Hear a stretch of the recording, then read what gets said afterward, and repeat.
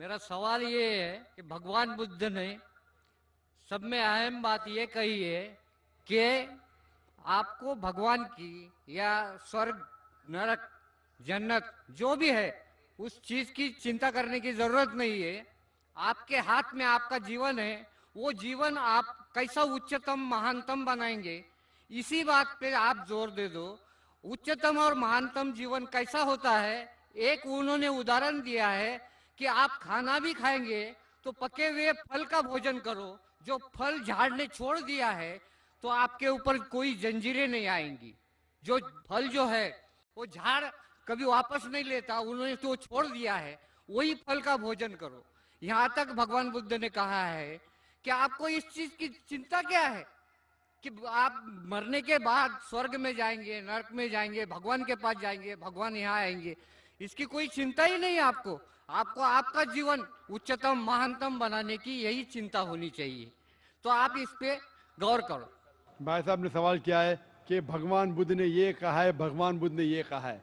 भाई साहब, कोई भी बुद्ध की किताब में मैंने भगवान बुद्ध का नाम ही नहीं सुना है। बुद्ध को जानता हूं, मैं बुद्धा को जानता हूं, भगवान बुद्धा को नहीं जानता हूं। वो आप कहते तो, आप अगर गलत कहते तो मैं क्यों मानूं? क्योंकि आप अगर बुद्धा की टीचिंग्स पढ़ेंगे, बुद्धा की तालीमात पढ़ेंगे, बुद्धा ने कभी भगवान का जिक्र ही नहीं किया। बुद्धा ने कभी भी ईश्वर और भगवान का जिक्र नहीं किया। क्यों? तो बुद्धिस्ट स्कॉलर्स ये कहते हैं कि इस हिंदुस्तान में, इस धरती पे इतनी बुत परस्ती थी कि वो भगवान के बारे में खामोश थे। उनने ये भी नहीं कहा कि भगवान है और ये भी नहीं कहा कि भगवान नहीं है। तो आप अगर बुद्धा को भगवान बना दिए तो प्रॉब्लम है भाई साहब। और आप बुद्धा की टीचिंग्स को पढ़े ही नहीं। जिस तरीके से बुद्धा ने भगवान के बारे में जिक्र नहीं किया और आपने बुद्धा को भगवान बना दिया, उसी तरीके से धर्म में, कई धर्मों में तब्दीली आई। चाहे वो ईसाई धर्म हो, बुद्ध धर्म हो, चाहे वो जुडाइज्म हो। जिस तरीके से आप कहने लगे, लोग ने अपने मन से कहने लगे और सही तालीमात को छोड़ दिया। तो भाई साहब, पहले भगवान के बारे में तहकीक करो और बुद्ध ने क्या तालीमात दी उसकी तहकीक करो। आपने बुद्ध को भगवान बना दिया, बिल्कुल गलत है। और आप देखते हैं कि दलित लोग और बुद्धिस्ट लोग बुद्धा का बुद्ध बनाया। बुद्धा ने कभी भी नहीं कहा कि मेरा बुद्ध बनाओ। बुद्धा ने कभी भी नहीं कहा। ये क्या हो रहा है? ये इन्फ्लुएंस ऑफ बाकी मजहब का इन्फ्लुएंस, बाकी धर्म का इन्फ्लुएंस आपके ऊपर है। तो बुद्धा की अगर टीचिंग्स पढ़ेंगे, बुद्धा ने कहा कि देयर आर 4 ग्रेट ट्रुथ्स, 4 हक बातें हैं। सबसे पहली, वक्त का में सिर्फ 2-3 मिनट है 10 बजने को। पहला हक है कि इस धरती पे there is lot of sorrows on this world.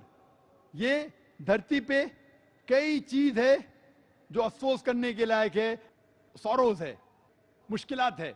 Number 2, इस धरती पे डिजायर है, ख्वाहिश है। नंबर 3, ये धरती से सौरोस को निकाला जा सकता है जब आप ख्वाहिशों को निकालते हैं। और नंबर 4, अगर ख्वाहिश को निकालना है तो 8 फोल्ड पाथ के ऊपर अमल करो। वक्त कम होने की वजह से पहले ट्रुथ को मैं मानता हूं, इस धरती पे सौरो है। दूसरे ट्रुथ को भी मानता हूं कि लोगों में ख्वाहिश है। तीसरा ट्रुथ है कि अगर आपको सौरो निकालना है तो ख्वाहिशों को निकालिए। चौथा है कि अगर आपको ख्वाहिश को निकालने का है तो 8 फोल्ड पार्ट फॉलो करो ना। तीसरा और चौथा ट्रुथ कॉन्ट्रडिक्ट हो रहा है।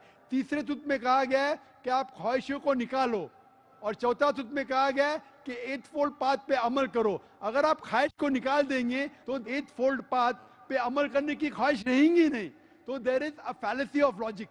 वक्त कम होने की वजह से आप मेरी तकरीर सुन सकते मोहम्मद सल्लल्लाहु अलैहि वसल्लम वेरी स्क्रिप्चर्स, जिसमें बुद्धिज्म का जिक्र किया है। इसीलिए बुद्धा ने भगवान के बारे में जिक्र नहीं किया, क्योंकि उसे डर था कि लोग अब तक तैयार नहीं हुए मानने के लिए कि खुदा एक है। Hope that answers the question.